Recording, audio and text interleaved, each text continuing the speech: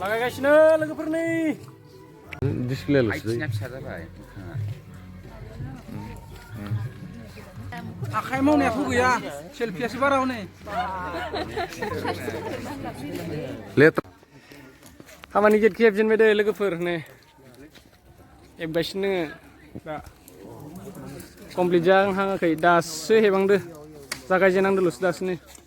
नालेंखर बिलाइनि मन्दपखौ दायो कमप्लिट जाबा खिथिसिगोन खासि हाग्रानि बनायनायखौ नैबे नालेंखर बिलाइनि हेबगासिनो नै बिसोरो